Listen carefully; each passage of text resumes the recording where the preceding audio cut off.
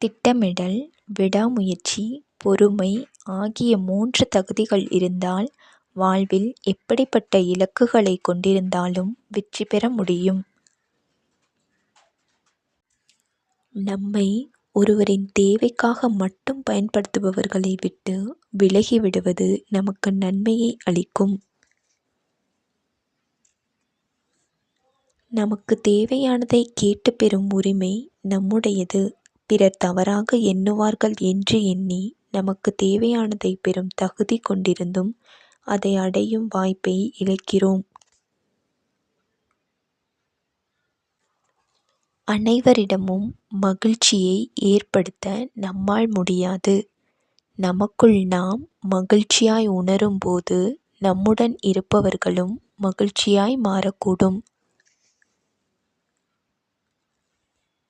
சரியான முடிவுகள் நம்மை முன்னோக்கி பயணிக்க வைக்கும்.